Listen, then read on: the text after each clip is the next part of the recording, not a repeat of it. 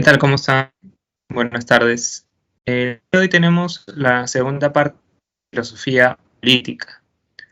En esta segunda parte, les comento, vamos a revisar principalmente las corrientes filosóficas. Y después de eso vamos a explorar algunos problemas contemporáneos de esta disciplina, como por ejemplo la diversidad cultural, el impacto de la globalización, la participación ciudadana. Como ustedes recordarán, la semana pasada nos dedicamos a revisar a los representantes más destacados de la historia de la filosofía política, ¿verdad? Ahora lo que vamos a hacer en gran medida es conectar a esos representantes con ciertas corrientes de pensamiento político que vienen teniendo impacto e influencia en nuestra forma de pensar y en nuestra forma de vivir desde hace bastante tiempo.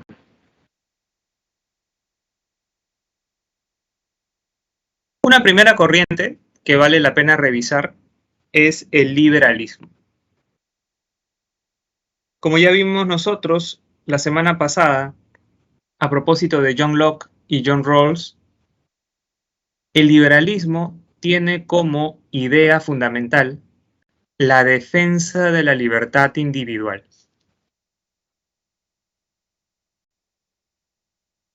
John Locke, por ejemplo, plantea en su segundo ensayo sobre el gobierno civil que todos los seres humanos nacemos con tres derechos fundamentales: el derecho a la vida, el derecho a la propiedad y el derecho a la libertad, siendo este último derecho el que en gran medida engloba los otros dos.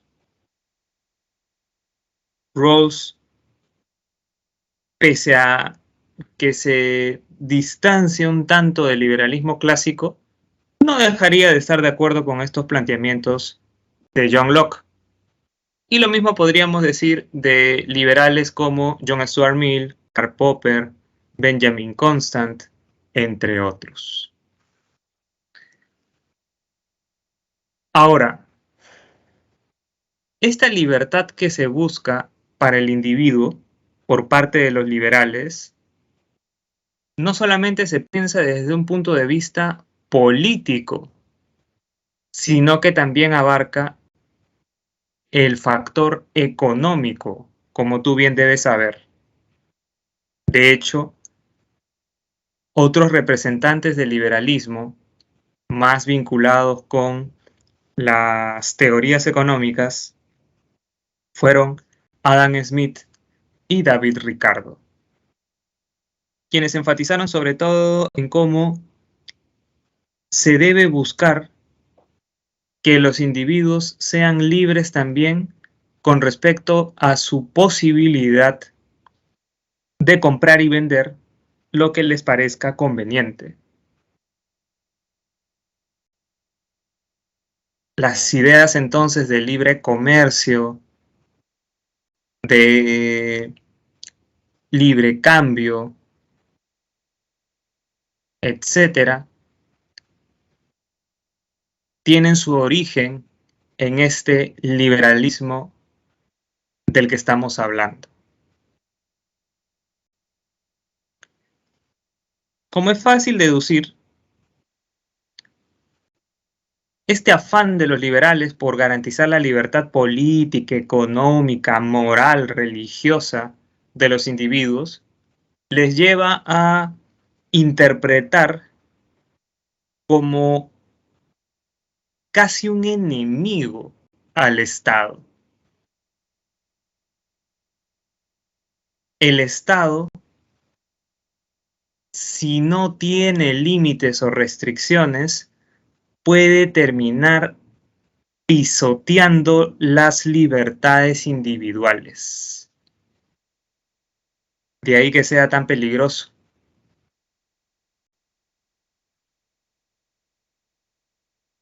Como se menciona en la misma diapositiva, todo poder político, desde la óptica liberal, debe ser limitado.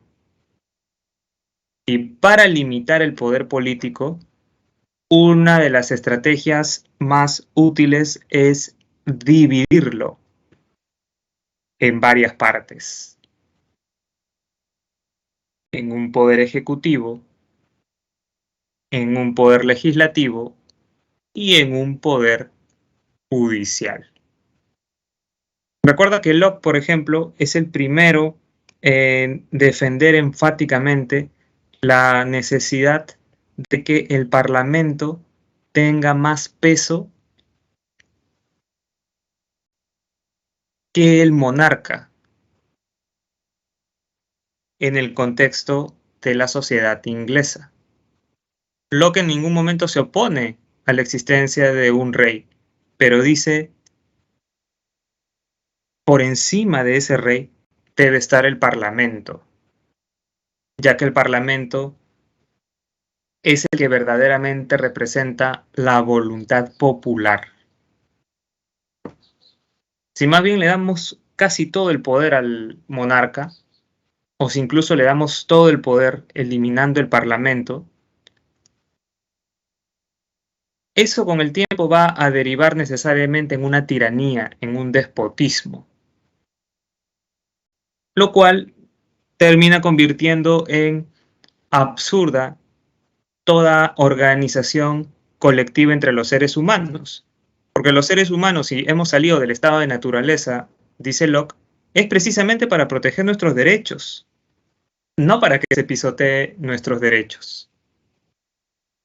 Como vimos la semana pasada, esta defensa de la limitación del Estado por parte de Locke es en gran medida una reacción liberal de su parte contra el absolutismo defendido por Thomas Hobbes.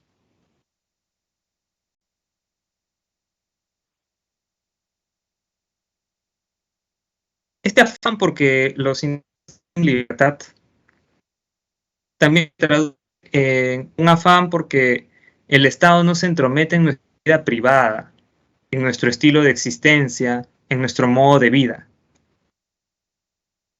Todo liberal te dice que el Estado no debe decirte cómo conseguir la felicidad, cómo conseguir la realización personal, cómo cuidar tu salud, qué cosas comprar o vender, etcétera. El Estado únicamente debe garantizar un orden legal básico y la seguridad pública. Todo lo demás, en lo posible, debe correr por cuenta de cada individuo, de cada sujeto, de cada ciudadano. Por eso los liberales se opusieron a que el Estado promueva cierto tipo de religiosidad, ¿no? Sea la religiosidad católica, judía, islámica o cualquier otra. Al respecto, el Estado tiene que ser neutro, dice el liberal. El Estado no tiene por qué fomentar un tipo especial de religiosidad, porque eso ya supone querer imponer a la gente una visión acerca de las cosas, un estilo de existencia, una manera de entender la felicidad. Ya si pensamos en una situación más contemporánea, a propósito de esta limitación del Estado promovida por los liberales, podríamos traer a colación esta prohibición que se ha dado hace unos días de algunos productos.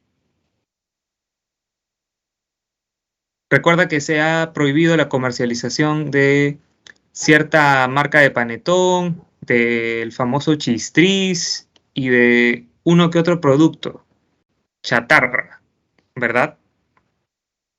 Bajo la premisa de que son productos que atentan contra la salud pública. No han faltado los liberales que han salido a decir que eso supone un atentado contra las libertades individuales. porque el Estado no tiene por qué decirme a mí cómo es que debo cuidar mi salud. Algo parecido suelen decir los liberales más radicales cuando el Estado, por ejemplo, aumenta los impuestos de productos como las bebidas alcohólicas y los cigarrillos. Una vez más, bajo la premisa de que son productos que atentan contra la salud pública. El liberal dice, eso no le compete al Estado. El Estado tiene que dejarme libertad para que yo compre o venda lo que me parezca conveniente. Al decirme el Estado qué es lo que debo consumir y qué es lo que no debo consumir, está atentando contra mis derechos individuales, está pisoteando mi libertad individual. El caso es que, ya para redondear, las consignas liberales son defensa de la libertad individual frente, sobre todo, a la posibilidad de que el Estado se convierta en una tiranía o despotismo.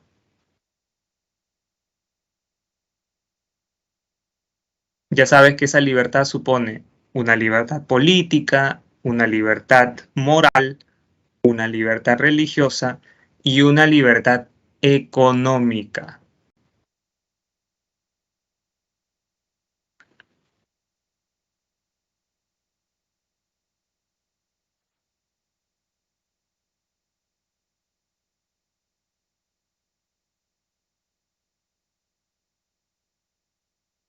¿Y qué del republicanismo? El republicanismo debe ser asociado por ti, como vimos hace unos días, con autores como Cicerón, Tito Livio, Maquiavelo, Milton, Rousseau, Skinner, en el ámbito europeo. Y en el ámbito peruano, recuerda siempre que fueron republicanos, pensadores conocidos por todos nosotros como Hipólito Unanue, Manuel Lorenzo Vidaurre, José Faustino Sánchez Carrión, Toribio Rodríguez de Mendoza, entre tantos otros que tuvieron un papel bastante preponderante en el proceso emancipatorio que hace 200 años dio la libertad política al país con respecto al Imperio Español. Algo clave es diferenciar el republicanismo del liberalismo, porque aunque a primera vista se parezcan, si profundizamos nos vamos a dar cuenta de que son bastante diferentes. El republicanismo tiene como idea fundamental que tú debes recordar la lucha contra la dominación.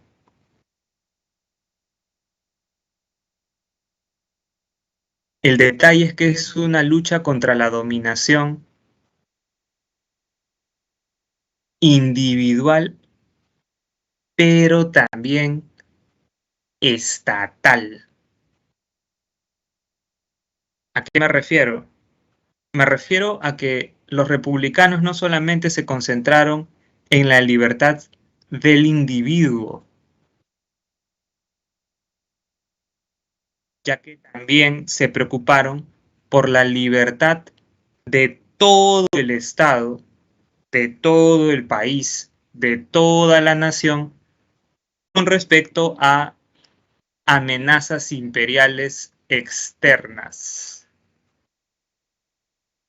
Simplificando un tanto, podríamos decir que los republicanos tienen toda una reflexión geopolítica acerca de cómo los estados nacionales deben conseguir soberanía, independencia, libertad frente a estados imperialistas.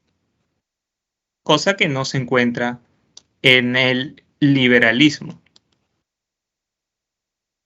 Liberalismo que más bien parece en muchos momentos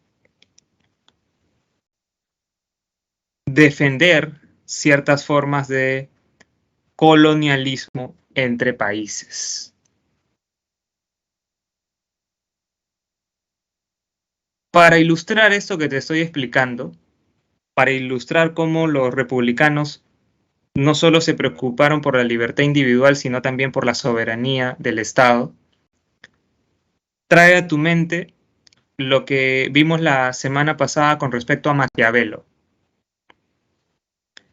Maquiavelo vive en un contexto en el cual Italia se encontraba dominada por los imperios español y francés.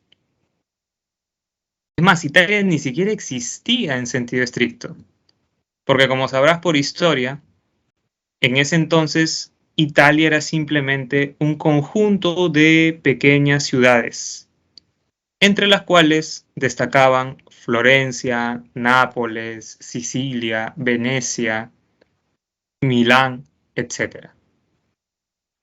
No estaba integrada Italia como nación. Eso es algo que recién va a darse entrado el siglo XIX. Esa debilidad, esa fragilidad, ese desorden que se vivió en Italia durante la época en la que se desarrolló Maquiavelo, le va a llevar a a defender la necesidad de que Italia se integre.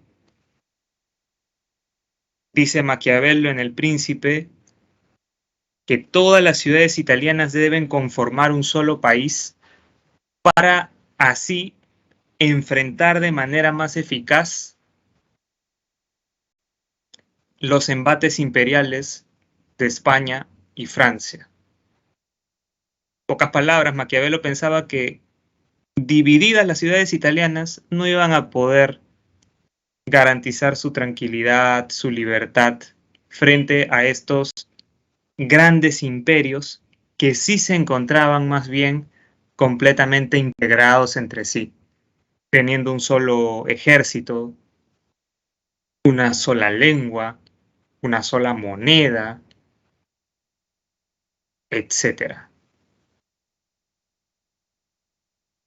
Recuerda además que algo fundamental para garantizar la soberanía, desde la perspectiva de Maquiavelo, era que se conforme milicias ciudadanas, ¿no? En la Italia de la época de Maquiavelo, Florencia, Nápoles, etc., contrataban soldados, soldados suizos, alemanes, franceses, para defender su libertad. Maquiavelo se da cuenta de algo que a nosotros nos puede resultar obvio, pero que en ese entonces no era tan obvio. ¿Cómo vas a defender tu soberanía con mercenarios? Es algo que no tiene sentido. Lo que se tiene que hacer es que los mismos ciudadanos de cada ciudad se comprometan a defender su patria, participando como soldados, como milicianos.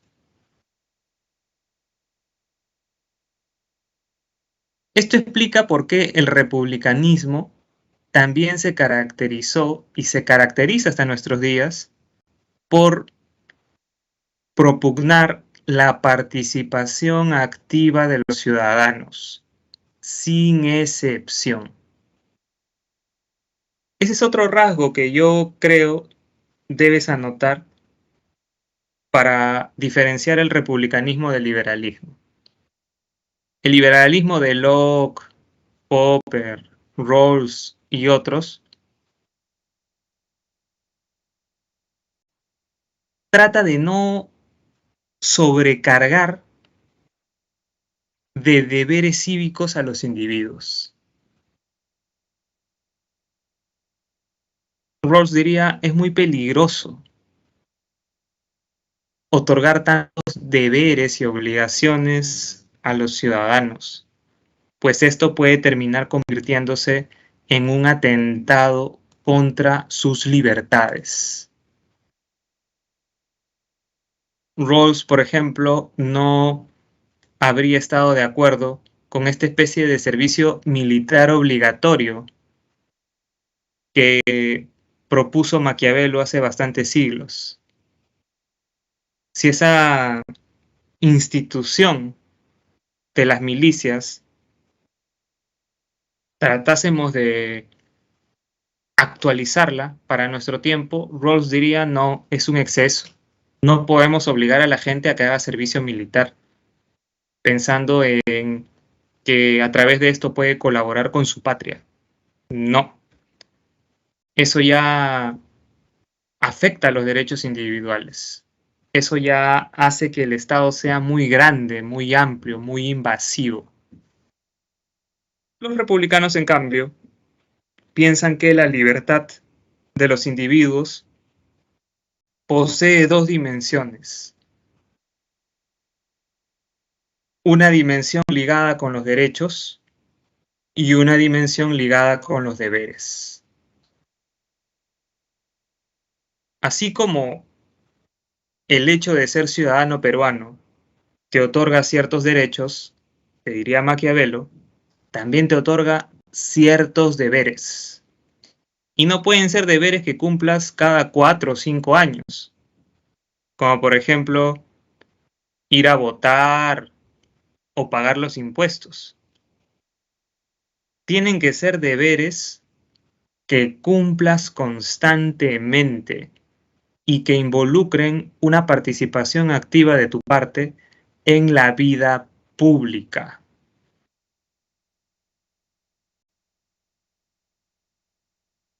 Rousseau, por ejemplo, pensaba que debían ser resucitadas las instituciones políticas de la República Romana. Instituciones políticas que hacían posible que los ciudadanos en todo momento estuviesen participando de discusiones públicas, de asambleas y de otros contextos que exigían el cumplimiento de ciertas obligaciones. Recuerda que Rousseau se opuso a la democracia liberal representativa. Rousseau, de Vivir entre nosotros, diría que es una aberración que haya congresistas, por ejemplo, supuestamente con la función de representarnos a nosotros. En realidad, lo que ellos representan, señalaría Rousseau, es sus intereses. De pronto los intereses de su familia, los intereses de su gremio, pero no representan tus intereses. El único que puede representar tus intereses eres tú. Por eso, como ciudadano, debes participar activamente. Debes tener una intervención directa en la elaboración de leyes, en la modificación de la Constitución, en la reforma de las instituciones, etcétera, etcétera, etcétera. Claro que para muchos esto resultaría imposible de ser replicado en nuestro tiempo, ¿verdad? Porque hay tanta población y la población se encuentra tan ocupada en sus propios asuntos que pareciera pico en que se logre resucitar algo así como la democracia ateniense o la República Romana.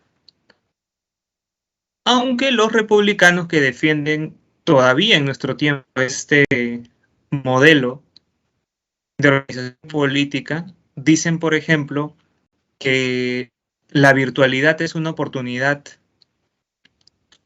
bastante interesante porque puede permitir una intervención directa en los asuntos públicos por parte de la ciudadanía sin necesidad de que la ciudadanía se esté trasladando a asambleas y demás. Las votaciones se pueden hacer virtualmente, dicen los republicanos contemporáneos.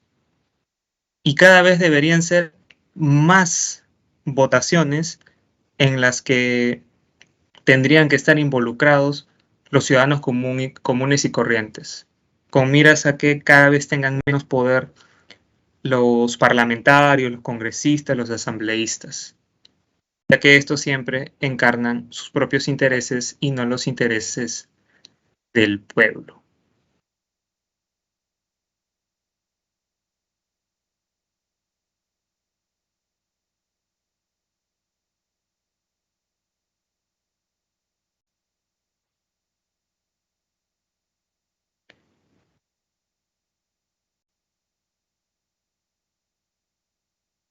Ahora tenemos el anarquismo. Tú habrás escuchado en innumerables ocasiones este término, por lo menos, el término anarquismo. Y sabrás de manera elemental que fue una corriente filosófico-política que tuvo como consigna fundamental la abolición del Estado, ¿no?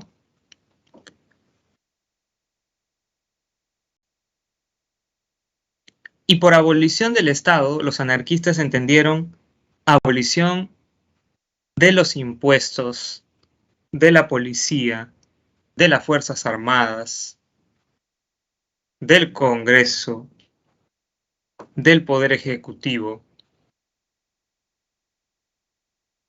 y de todo lo que se relacione de una u otra manera con el poder coercitivo que encarna el Estado. ¿Buscaron esto por simple capricho? ¿Buscaron esto simplemente por afán de ir en contra del statu quo? La respuesta es que no, porque en realidad los anarquistas estuvieron convencidos, y están convencidos todavía, de que solamente eliminando el Estado se podría garantizar la libertad para todos los seres humanos. Con Estado no puede haber libertad. Sin Estado sí podríamos alcanzar la plenitud de una vida libre. Como tú mismo habrás deducido,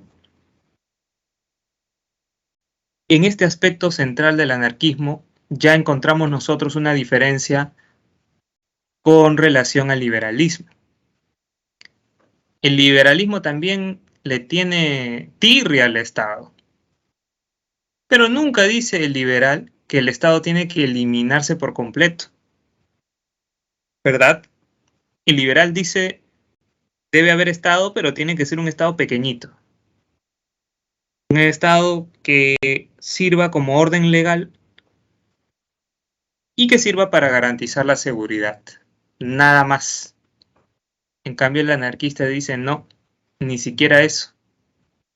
El fin debe ser que simplemente no exista Estado, porque el Estado es un poder coercitivo que siempre termina dominando a los individuos. Aunque haya la pretensión por parte de ciertos representantes políticos de no dominar a través del Estado, de más bien usar el Estado para garantizar la justicia, el bienestar, la igualdad.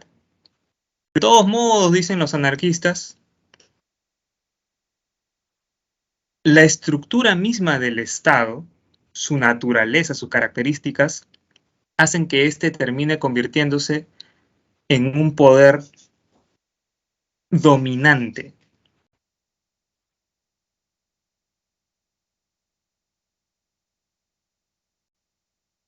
Significa todo lo anterior, que para los anarquistas no es posible ninguna forma de organización colectiva entre los seres humanos. Significa que los anarquistas lo que nos están diciendo es que es clave que desaparezca el Estado para que vivamos aislados entre nosotros los seres humanos. La respuesta otra vez es no. Porque fíjate que, como se menciona en la diapositiva, los anarquistas piensan en la posibilidad de que en el futuro existe una sociedad humana basada en la solidaridad, la cooperación y la autogestión. De que nos podemos organizar colectivamente, de que podemos relacionarnos entre sí, los seres humanos, sí se puede. Es más, es lo deseable y es lo que se deriva de nuestra naturaleza, pues somos sociables, solidarios, cooperativos, intrínsecamente. La cuestión aquí es que no creemos un poder coercitivo. El asunto aquí es que no desarrollemos algo así como una jerarquía de poder, en la cual por encima de todos esté un individuo o un grupo de individuos. La idea es estar siempre en contra de todo poder coercitivo.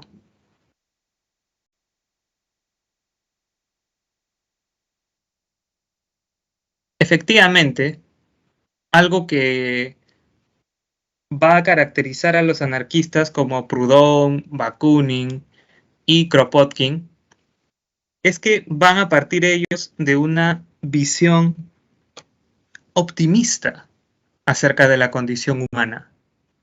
A diferencia, por ejemplo, de un filósofo conocido por ti como Thomas Hobbes.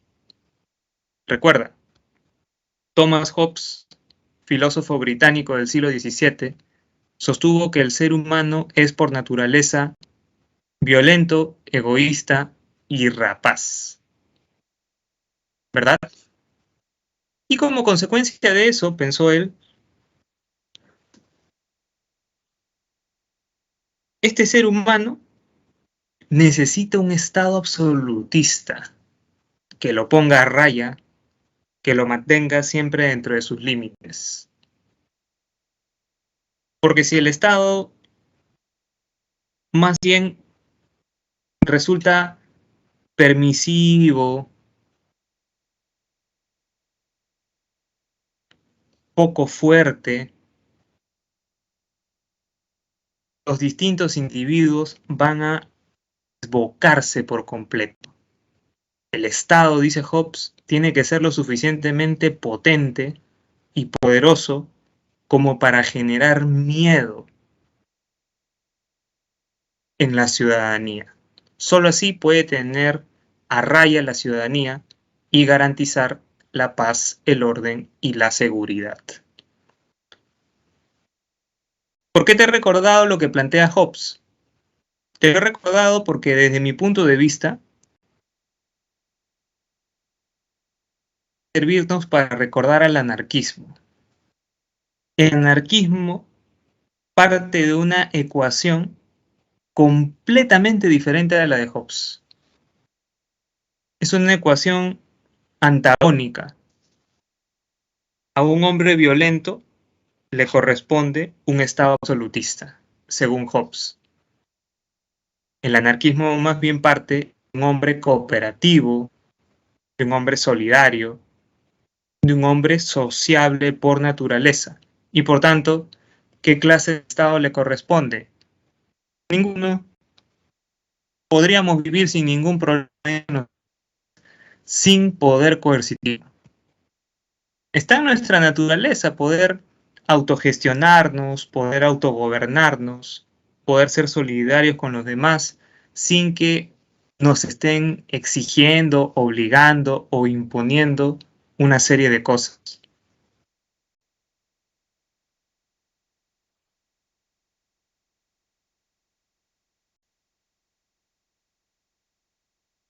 Un último dato que debes recordar es que el anarquismo puede remontarse a los griegos y romanos incluso,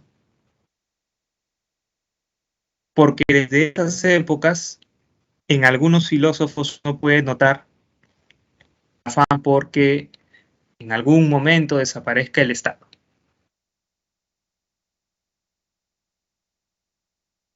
Sobre todo uno puede notar en estos filósofos griegos y romanos la idea de que en algún momento no hubo Estado y las cosas fueron mejores. Sin embargo, el anarquismo como programa de revolución social a favor de las clases trabajadoras recién nace en el siglo XIX. 1830, 1840, 1850, para mayores señas. Y justamente por esto último, el anarquismo va a coincidir cronológicamente con el comunismo de Marx, Engels y Lenin.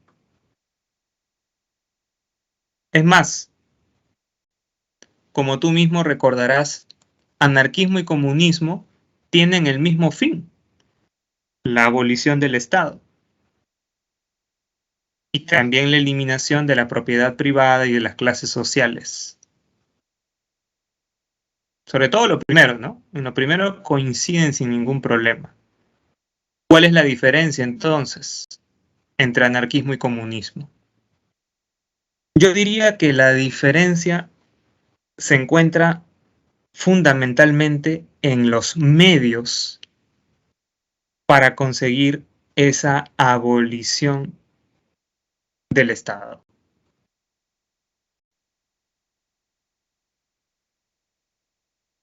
Te comento que el comunista piensa que aunque el fin es eliminar el Estado, en una primera etapa de transformación se tiene que tomar el Estado y usar el Estado. En una primera etapa, te diría Marx, la clase obrera tiene que hacerse del poder político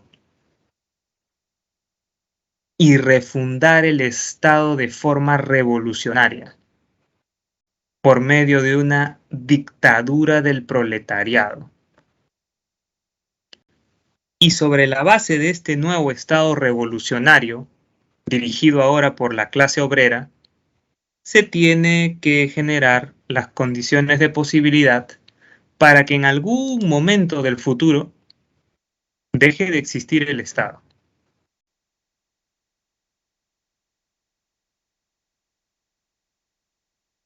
Piensa, si no, en los distintos estados comunistas que han existido a lo largo de la historia.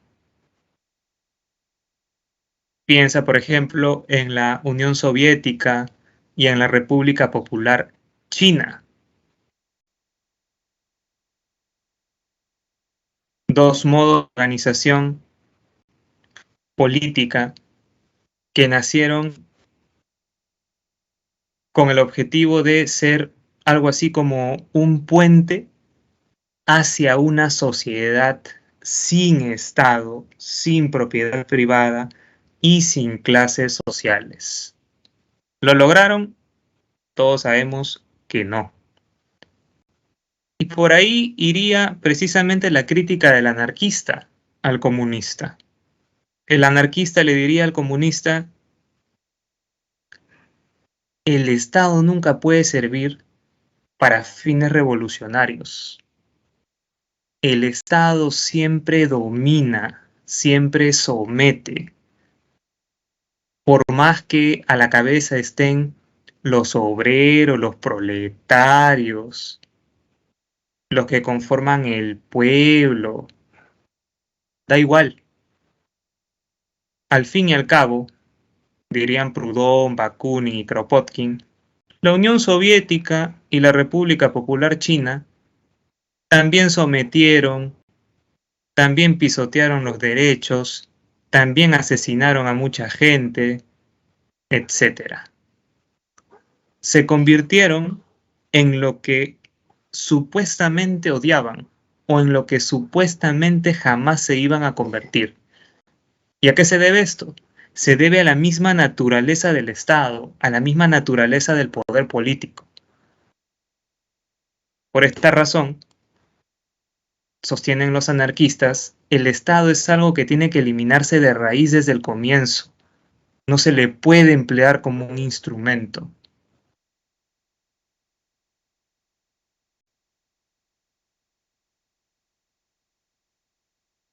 Volviendo al comunismo, debes recordar tú que esta corriente filosófico-política se basó en el materialismo histórico y dialéctico. Esto es algo que ya hemos explicado y comentado hace varias semanas, ¿verdad? Recuerdo haberte explicado que se habla de un materialismo histórico y dialéctico a propósito de que para Marx y sus seguidores la historia de la humanidad debe ser interpretada como una lucha de contrarios u opuestos. Realidades antagónicas se están enfrentando constantemente a lo largo de la historia de la humanidad. Y como Marx es materialista, dice, esos contrarios, esos opuestos que se están enfrentando, son grupos de personas con diferentes intereses económico-materiales. Es una lucha de clases sociales por los medios de subsistencia. Remóntate a la Edad Antigua. En la Edad Antigua encontrarás, te señala Marx, un enfrentamiento entre clases sociales. Amos versus esclavos. En la Edad Media otra vez, en el marco del feudalismo sobre todo, vas a encontrar una pugna violenta, obviamente, entre señores feudales y siervos. Y no tendría por qué ser la excepción el tiempo que estamos viviendo, dice Marx. En este tiempo marcado por el sistema económico capitalista, son dos clases sociales las que se están enfrentando. Obreros o proletarios y burgueses o capitalistas. ¿Cómo se están enfrentando? Violentamente. ¿Cómo va a terminar ese enfrentamiento? De forma violenta. Porque desde el punto de vista del comunista, la guerra es la partera de la historia. La guerra, digamos, es el motor que hace avanzar a la historia. Incluso podríamos decir que para el comunista, la guerra, la violencia, la lucha es la condición de posibilidad del progreso humano.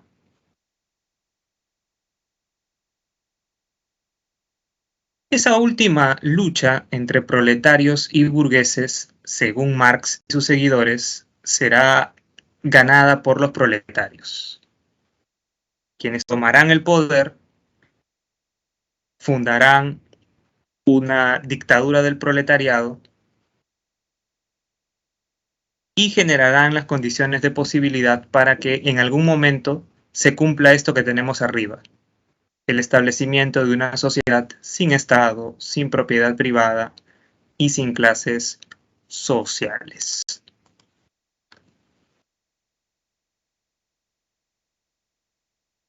Una última corriente filosófico-política que no debemos olvidar es el comunitarismo. No lo confundas con el comunismo. Casi no tienen relación en realidad, pero tienen nombres un tanto semejantes. Los comunitaristas, como McIntyre y Taylor, propugnan que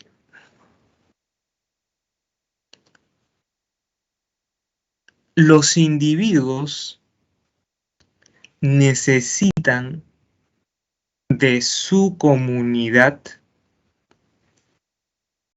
para alcanzar la realización, la felicidad y la libertad.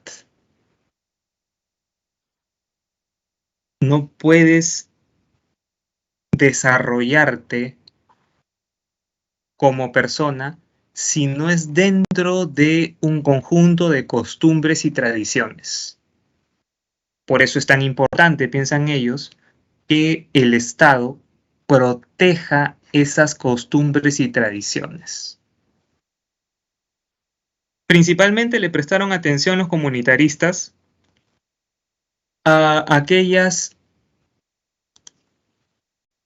culturas minoritarias, a aquellas culturas más débiles, que muchas veces no son respetadas ni toleradas por las culturas mayoritarias. ¿Qué genera esa falta de respeto? ¿Qué genera esa discriminación? ¿Qué genera eso que a veces se convierte en racismo incluso? Genera que las personas que pertenecen a esas comunidades minoritarias terminen desarrollándose de forma inconveniente, defectuosa. Una persona que, por ejemplo, es discriminada por la cultura a la que pertenece, por la lengua que habla, por la religión que tiene, por la etnia en la que ha nacido, terminará desarrollando una identidad negativa, terminará desarrollando una visión negativa acerca de sí mismo. Y eso le alejará, pues, de toda forma de libertad, autorrealización y felicidad. Aquí algo importante para entender bien al comunitarismo de McIntyre y Taylor es recordar que surgió en el siglo XX y sigue desarrollándose en nuestro tiempo como una reacción contra el liberalismo. Si te fijas, el liberalismo pone en el centro al individuo y nos hace pensar que el individuo es todopoderoso. El individuo, te diría cualquier liberal, alcanza su realización en su vida privada. No requiere de la comunidad, de su pueblo, de su país, de sus tradiciones y costumbres. O en todo caso requiere lo mínimo de esos ámbitos, de esas esferas. El comunitarista, en cambio, está llamando la atención a propósito de que el entorno en el que nacemos, nuestra comunidad, nuestras costumbres, nuestras tradiciones, nos moldean más de lo que nosotros creemos. Como se menciona aquí, los comunitaristas le dan importancia a las concepciones compartidas entre los miembros de una colectividad acerca de lo bueno, lo feliz y lo sagrado.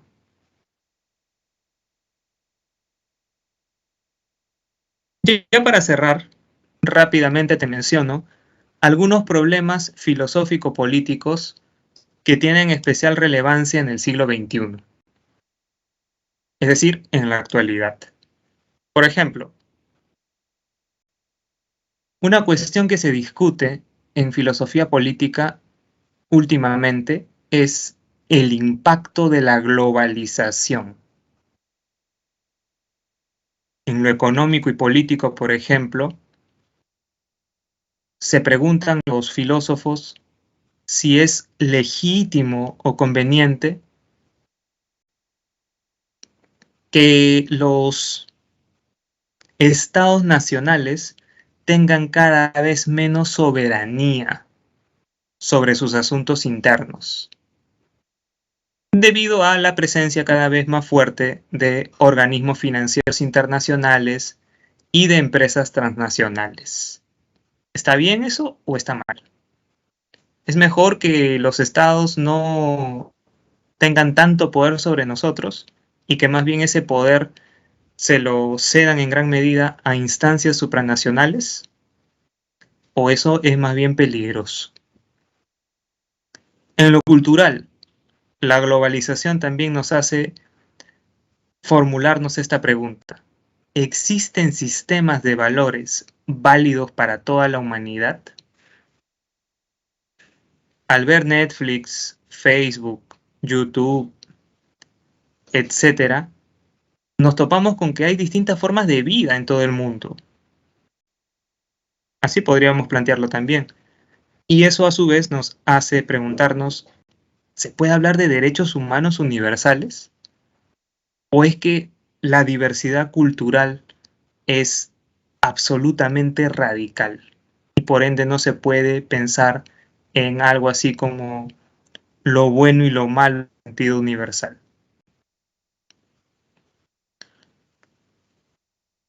También en nuestro contexto ha cobrado especial relevancia esta pregunta. ¿Tiene sentido seguir insistiendo con la participación activa de los ciudadanos en la vida pública? Tú habrás escuchado, ¿no?, que se habla mucho de la ciudadanía, de cómo tenemos que hacer que la gente participe políticamente. Pero ¿tiene sentido eso en sociedades de consumo? En sociedades marcadas por el consumismo, por el individualismo y por el hedonismo. ¿No es obvio que la gente se ha despolitizado por completo por estar preocupada por su vida privada? Ya no es anacrónico, por ejemplo, retomar el republicanismo, un republicanismo que en todo momento está insistiendo en que hay que participar activamente en los asuntos públicos. Va a depender mucho de cada filósofo la respuesta a esta pregunta. Para algunos, la figura del ciudadano es anacrónica. Para otros, es necesaria la intervención activa de la ciudadanía en los asuntos públicos. Y otros, más bien, insisten en un camino intermedio, que sería el camino del liberalismo, ¿no? Ya que los liberales piensan que el ciudadano tiene que participar, pero de manera básica, sin tener que participar, pues, a cada instante en los asuntos públicos. ¿Sí? Bien. Te dejo las claves de esta última semana y simplemente te deseo mucha suerte en tus futuros exámenes. ¿Ok? Hasta luego, nos vemos. Espero que nos podamos ver en San Marcos. Hasta luego, cuídense, suerte.